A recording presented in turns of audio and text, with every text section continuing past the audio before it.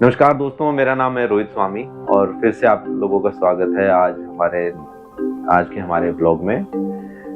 तो आज हम लोग बात करने वाले थे स्किल्स के बारे में कि ऐसी क्या स्किल्स हो सकती हैं जिनसे आप 10+2 के बाद भी अच्छा अर्न कर सकते हैं। क्योंकि आपको आज के सिनेरियो में सबसे ज़्यादा जो लोगों को क्वेश्चन है वो यही है कि हम लोग स्टार्ट कहाँ से करें। अब स्टार्ट करने के लिए आपको कोई भी जॉब स्टार्ट करने के लिए आपको सबसे मस्ट इम्पोर्टेंट है आपके अंदर क्या स्किल्स हैं। जो काम करना आपको पसंद है आप उसी को अपनी स्किल को इम्प्रूव करके और उसी काम को आप कर सकते हैं। सबसे पहले अगर मैं बात करूं, सबसे पहली जो स्किल्स आती है जिसकी सबसे ज़्यादा मार्केट में डिमांड होती है वो है सेल्स स्किल। अब सेल्स का नाम लेते ही लोग वैसे ही डर जाते हैं। आजकल के जो स्टूडेंट पास आउट होते हैं 10+2, उनको हम अगर बोलते हैं कि सेल्स में काम कर लो तो सेल्स का नाम लेते ही वो डर जाते हैं कि नहीं यार, सेल्स में तो मैं नहीं करूँगा। आप सेल्स से इतना डरते क्यों हैं, मुझे नहीं समझ में आया। क्योंकि सेल्स सबसे आसान काम है किसी भी फील्ड में, कोई भी काम में सबसे आसान जो काम है वो है सेल्स। अब आप जानते हैं कि सेल्स करना, आपको मार्केट में जाना है, आपको लोगों से मिलना है। अब इसको स्टार्ट कैसे कर सकते हैं, ये मेरा एक्सपीरियंस है। मैंने बहुत ही अर्ली स्टेज से स्टार्ट किया था सेल्स में, बहुत ही मैंने डोर टू डोर नॉकिंग से स्टार्ट किया था और मैंने वहाँ से अपनी स्किल्स को इम्प्रूव करना शुरू किया।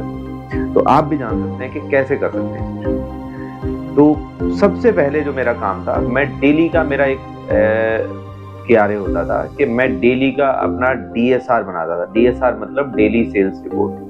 उसमें सबसे पहले मैं मार्केट में जाता था तो सबसे पहले हम लोग किसी भी कस्टमर के पास जाते थे तो सबसे पहले हम उससे उसका नाम, उसका डिटेल, उसका पूरा डेटा लेते थे। उसके बाद जो प्रोडक्ट हमें पिच करना है उसको, उसके बारे में जानते थे। अगर मैं बात करूं, मुझे उसको कोई गुड सेल करना है तो मैं जानना चाहता था कि आप क्या यूज करते हैं, कितने रुपए में यूज करते हैं। आप कोई भी प्रोडक्ट आप सेल करने गए हैं, आप गाड़ी सेल करने गए तो आप पूछेंगे आप पहले कौन सी गाड़ी ले रहे हैं, आपके पास कौन सी गाड़ी है, पहले हैचबैक है, सेडान है या कौन सी गाड़ी है आपके पास। तो यहाँ से हम उसको एक डेटा कलेक्ट करते थे जहाँ से हमें पता लगता था कि कस्टमर का जो बजट है वो कहाँ है और हम उसको क्या पिच कर सकते हैं, हमारे पास उसके लिए क्या बेस्ट प्रोडक्ट है। अब प्रोडक्ट की डिपेंड हो सकता है कि गाड़ी अलग टाइप का प्रोडक्ट है, वो लाइफ में इंसान एक बार या 2 बार परचेज करता है। लेकिन बहुत सारी ऐसी डेली यूज की चीजें हैं जिनमें कंपनीज अपने लिए सेल्स मैन पावर हायर करते हैं। तो आपके लिए सबसे अच्छे ऑप्शंस मैं आपको बताता हूँ जहाँ पे आप अपना करियर शुरू कर सकते हैं। सबसे अच्छा जो ऑप्शन है आज की डेट में, सबसे पहले आप ट्राई कर सकते हैं टेलीकॉम कंपनीज को। आज की डेट में आप जियो में, वोडाफोन आइडिया में, एयरटेल में, कहीं पे भी किसी भी टेलीकॉम कंपनी में या किसी भी टेलीकॉम कंपनी के डिस्ट्रीब्यूटर से आप सेल की जॉब स्टार्ट कर सकते हैं। क्योंकि सेल्स की जॉब में आपको डेली वॉक जाना पड़ेगा, मार्केट में लोगों से मिलना पड़ेगा।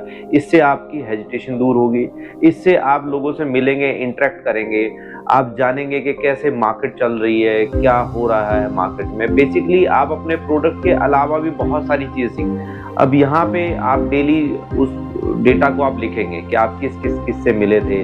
अब डेली मिलने के बाद आप डेली का, मेरा टारगेट होता था कि मैं 20 लोगों को अपना डेली का प्रेजेंटेशन देता था।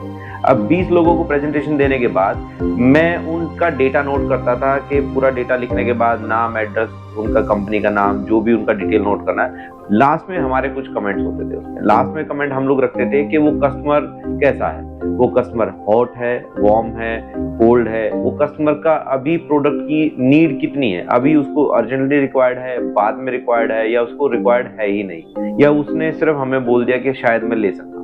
तो इसके बेसिस पे हम अपना जजमेंट लिखते थे उसके अंदर कि वो उस प्रोडक्ट को कब खरीदने वाला है।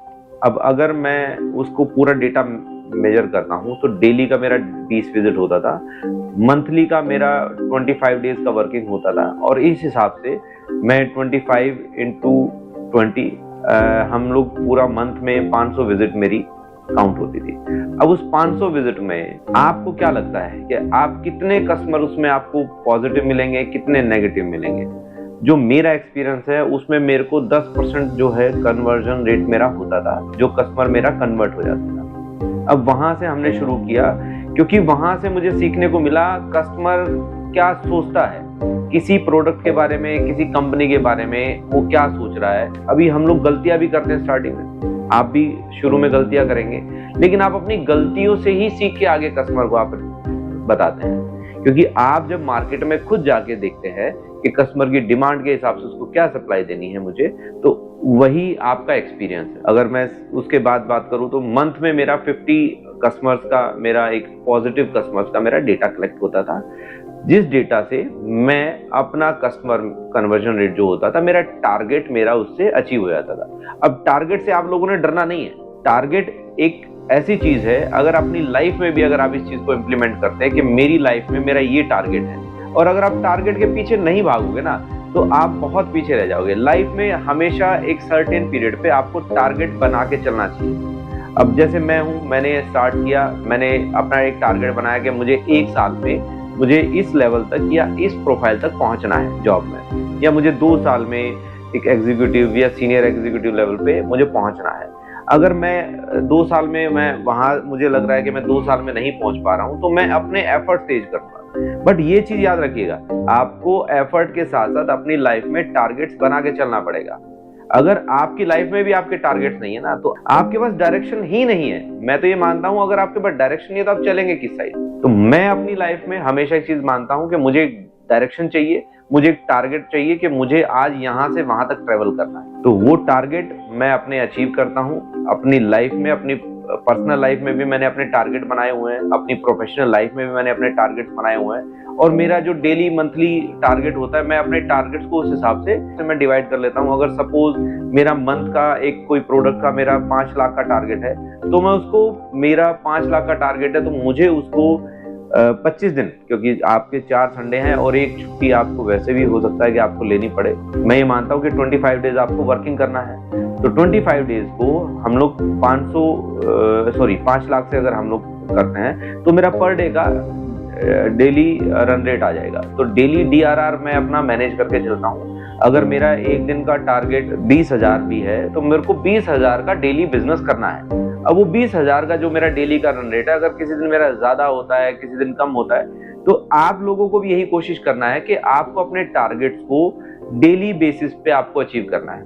मंथली बेसिस पे आप लेके चल सकते हैं उसको, मंथली बेसिस पे भी आप कर सकते हैं, क्योंकि मंथली बेसिस पे करना वो नहीं है। लेकिन मंथ में दिक्कत ये होता है कि अगर मैं एक टारगेट को सर्टेन डेट से आगे लेके जाता हूँ, मैं सपोज अगर मैंने पहले दिन 20,000 कर लिया, तो नेक्स्ट डे भी मेरा ऑटोमेटिकली 20,000। लेकिन अगर मैं सोचूं कि नहीं, मैं तो 10 तारीख को मैं अपना 1.5 लाख या 2 लाख कर दूंगा, वो नहीं पॉसिबल है। क्योंकि एक दिन में इतना बड़ा कस्टमर हो सकता है, हो भी जाए, लेकिन हर बार ये चांस नहीं है। तो मैं अपना डेली का टारगेट का रखता हूँ। इसके लिए आपको अपना एवरेज मेंटेन करना होता है। जो नेक्स्ट पॉइंट है कि सेल्स में हम लोग कैसे जा सकते हैं, तो आपको मैंने एक बताया, टेलीकॉम कंपनीज को हमेशा सेल्स में रिक्वायरमेंट रहती है। आप टेलीकॉम कंपनीज को भी ज्वाइन कर सकते हैं। इसके अलावा बैंक्स में भी बहुत सारे लोग जॉब ट्राई करते हैं। अगर आपको रिलेशनशिप बिल्डअप करना आता है, तो आप कहीं पे भी ज्वाइन कर सकते हैं। सेल्स बेसिकली रिलेशनशिप बिल्डअप का काम है।